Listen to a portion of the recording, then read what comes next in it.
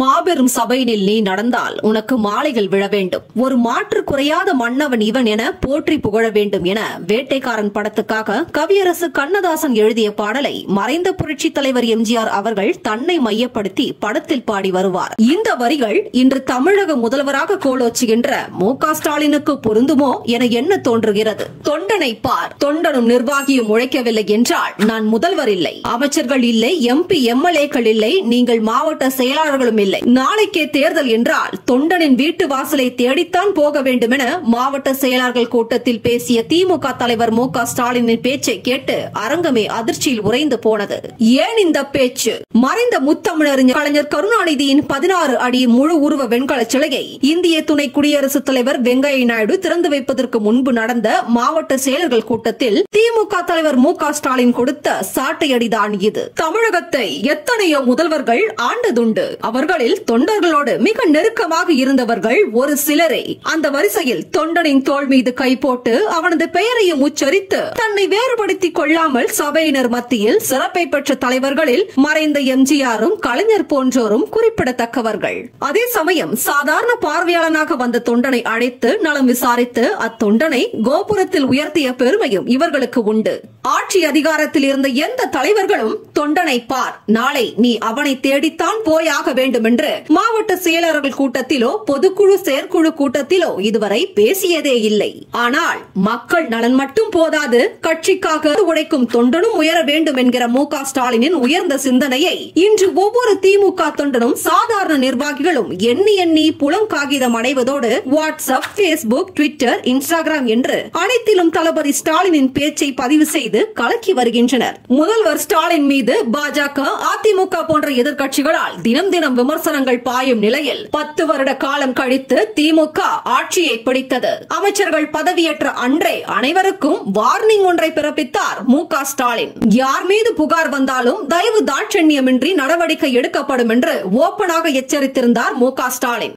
உங்கள் மீது எந்த புகாரும் வராத வகையில் நீங்கள் பார்த்துக் கொள்ள வேண்டும். அதை நான் தொடர்ந்து நிச்சயமா உறுதியா கண்காணிச்சுட்டே இருப்பேன். அது யாரா இருந்தாலும் அதுக்குரிய நடவடிக்கை நிச்சயம் நான் எடுப்பேன். அதை தாங்க மாட்டேன். ஆனால் சில மாதங்களிலேயே அமைச்சர்கள் மீது, குறிப்பாக சீனியர் அமைச்சர்கள் மீதே அடுக்கடுக்கான புகார்கள் வரிசை கட்டி காத்திருந்தன. இதனால் அமைச்சர்கள் விரைவில் மாற்றப்படுவார்கள் என்கிற செய்தி கடந்த 6 மாத காலமாகவே இவர்களோடு பயணமாகியும் இதுவரை யாரையும் மாற்றிய பாடில்லை. இந்நிலையில் சேப்பாக்கம் சட்டமன்ற உறுப்பினர் உதயநிதி ஸ்டாலின் அமைச்சராக போவதாகவும் பலரது இலாக்காக்கள் மாற்றம் உறுதி என்றும் இதில் ஒரு சில அமைச்சர்கள் பதவி இழக்கவும் வாய்ப்பு உண்டு என்கிறது அறிவாலய வட்டாரம். தமிழகம் முழுவதும் ஓராண்டு சாதனை விளக்க பொதுக்கூட்டம் நடந்து வரும் நிலையில் திராவிட மாடல் என்கிற சொல் இன்று இந்தியா முழுவதும் பரவிவிட்டது. தொண்டர்களின் உழைப்பால் தான் நான் இன்று முதல்வராக உங்கள் முன் இருக்கிறேன். பலரும் அமைச்சர்களாகவும் எம்பி எம்எல்ஏக்கள் என்றும் இருக்கிறீர்கள். கட்சியின் மாவட்ட செயலராகவும் இருக்கிறீர்கள். ஏன் உள்ளாட்சி மன்றத்தில் வெற்றி பெற்று பலரும் பொறுப்புக்கும் வந்துள்ளீர்கள். அந்த வகையில் நம் வெற்றிக்காக பாடுபட்டு நம்மை இந்த பதவியில் அமர வைத்து அழகு பார்த்த அந்த தொண்டர்களை நாம் சிறப்பாக கவனிக்க வேண்டாமா? அந்தந்த பகுதி தொண்டனின் தேவை அறிந்து அந்த பகுதி அமைச்சரோ எம்எல்ஏவோ தான் தீர்த்து வைக்க வேண்டுமே தவிர முதல்வராக இருக்கிற நான் தீர்த்து வைக்க வேண்டுமா என பதவி அதிகாரத்தில் உள்ளவர்களுக்கு பழுக்க காய்ச்சிய கம்பியை எரிச்சல் இல்லாமல் சொருகினார் மு.க. ஸ்டாலின். கட்சி தொண்டன் உழைக்காமல், நிர்வாகிகள் வேலை செய்யாமல் யாருமே வெற்றி பெற்று விடவில்லை. தொண்டன் மனம் நோகாமல் பார்த்துக் கொள்ள வேண்டிய பொறுப்பு ஒவ்வொருவருக்கும் உண்டு. தொண்டர்களின் குடும்பம் மகிழ்ச்சியாக இருப்பதை பொறுப்பாளர்கள் உறுதி செய்ய வேண்டும் என்று கடைநிலை தொண்டனும் கரை சேரும் வகையில் திமுக தலைவர் மு.க. ஸ்டாலினின் பேச்சு மனப்புழுக்கத்தில் இருந்த ஒவ்வொரு திமுக தொண்டனுக்கும் ஆறுதலாகவும் ஆனந்தமாகவும் இருந்தது. அது மட்டுமல்ல, மு.க. ஸ்டாலினின் இந்த பேச்சு மற்ற அரசியல் தலைவர்களையும் தொண்டர்களையும் திரும்பி பார்க்க செய்துள்ளது என்றால் அது மிகையாகாது. இந்நிலையில் அமைச்சர்கள், சட்டமன்ற உறுப்பினர்கள் மீதும் மாவட்ட செயலர்கள், பகுதி செயலர்களின் அளப்பறையும் வசூல் வேட்டையும், தொண்டர்களை மதிக்காமல் புறம் தள்ளி பந்தாடுவதும், இவர்களால் தொண்டர்கள் பலர் மனமுடைந்து வேறு கட்சிக்கு போய்விடலாமா என்ற யோசனையில் இருப்பதாக வந்த செய்தியின் விளைவுதான் தளபதி மாவட்ட செயலர்கள் கூட்டத்தில் பேசிய பேச்சு என்கிறது உளவுத்துறை வட்டாரம். அதே சமயம் 2 ஆண்டுகளில் பாராளுமன்ற தேர்தல் வரவுள்ள நிலையில் கட்சியை மேலும் பலப்படுத்தி தொண்டர்களின் வேகம் குறையாமல் செயல்படவும் தளபதியின் இந்த பேச்சு வழிவகை புரியும் என்றாலும் இம்மாத இறுதிக்குள் உட்கட்சி தேர்தல் முடிந்து பொதுக்குழு உறுப்பினர்கள் தேர்ந்தெடுக்கப்பட்டு பொதுக்குழு கூட்டப்படும் நிலையில் திறமையான நிர்வாகிகளை தேர்ந்தெடுக்கவும் உள்ளடி பார்த்தவர்கள், சீட் கிடைக்காமல் ஒதுங்கி நின்றவர்களை கட்சி தலைமை சொன்ன வேலை வேலையை கச்சிதமாக முடித்தவர்கள், வேட்பாளர்களின் வெற்றிக்காக உழைத்தவர்கள் என்று பலரது பெயர்களையும் லிஸ்ட் எடுத்து வைத்துள்ளாராம் ஸ்டாலின். 31,500 கோடி ரூபாய்க்கான திட்டங்களை அடிக்கல் நாட்டி துவக்கி வைக்க சென்னை வந்த பிரதமர் மோடியுடன் தமிழக முதல்வர் மு.க. ஸ்டாலின் மேடையில் பேசிய பேச்சு இன்று வரை பல்வேறு விமர்சனங்களுக்கு ஆளாகி நிற்கிறது.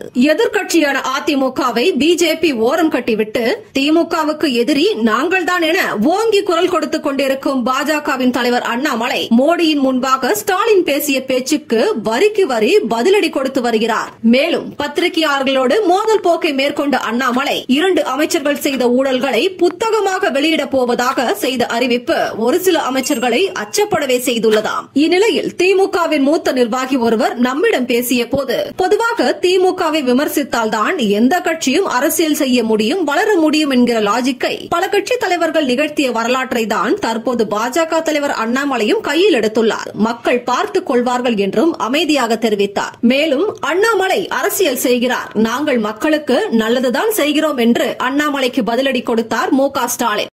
அரசியல் பண்றாரு, நாங்க மக்களுக்கு நல்லது பண்றோம், அவ்வளவுதான் வித்தியாசம்.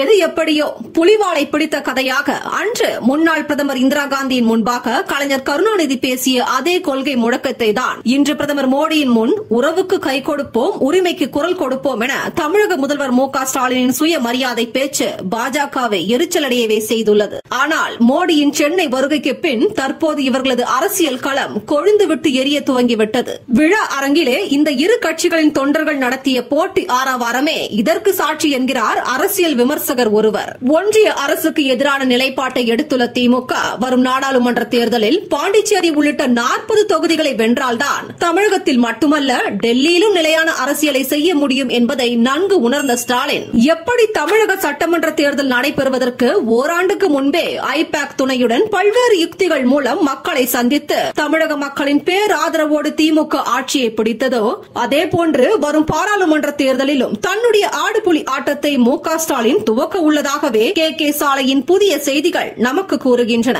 இந்நிலையில் பல மாவட்ட செயலர்கள் குறுநில மன்னர்களாக சொந்த கட்சிக்காரர்களை, குறிப்பாக சீனியர்களை மதிக்காமல் செயல்படுவது, உள்ளாட்சி மன்ற தேர்தலில் உள்ளடி வேலைக்கு துணை நின்று அதிமுகவை வெற்றி பெற செய்தது, உள்ளாட்சி மன்ற தலைவர், துணைத் தலைவர் பதவி கட்சிக்காரர்களுக்கு கிடைக்காமல் அதிமுகவிற்கு தாரை வார்த்தது, பெட்டி கொடுத்தால் எதற்கும் தயார் என கட்சிக்காரர்களிடம் மாற்றாந்தாய் மனப்பான்மையோடு செயல்பட்டது, அரசு டெண்டரை தங்களுக்கு வேண்டியவர்களுக்கு பெற்று தந்தது என இதுபோன்ற பல்வேறு புகார்கள் அறிவாலயத்தை நோக்கி பாய்ந்ததால் மனம் வெறுத்த தளபதி இதற்கு முடிவு கட்டும் விதமாக தன்னுடைய சாட்டையை மாவட்ட செயலர்கள் கூட்டத்தில் சுழற்றியது பலரது பதவிக்கு ஆப்பிரடி என்கிறது திமுக வட்டாரம். கடந்த ஓராண்டில் மக்கள் செல்வாக்கை அதிகம் சம்பாதித்த திமுக ஆட்சிக்கு பலம் இன்னும் கூடியிருப்பதால் வரும் நாட்களில் யாரெல்லாம் பதவியில் இருப்பார்கள், யாருக்கெல்லாம் ஆப்பு என அதிகார வர்க்கம் விழிப்பிதுங்கி நிற்கிறது.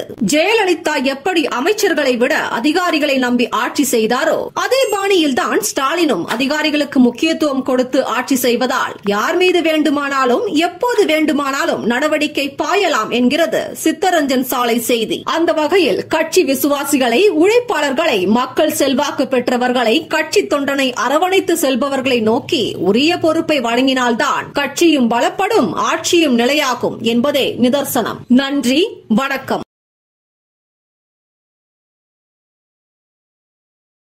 அரசியல் தர்பார் சேனலை இதுவரைக்கும் நீங்க சப்ஸ்கிரைப் பண்ணல அப்படின்னா மறக்காம சப்ஸ்கிரைப் பண்ணிடுங்க. அது மட்டும் இல்லாம பக்கத்துல இருக்கக்கூடிய பெல் ஐகானை கிளிக் பண்ணிட்டு அதுல ஆல் அப்படின்ற நோட்டிபிகேஷன்ஸ் கிளிக் பண்ணுங்க. அப்பதான் நாங்க போடுற வீடியோஸ் எல்லாமே உங்களுக்கு உடனுக்குடன் நோட்டிபிகேஷன்ஸா வரும்.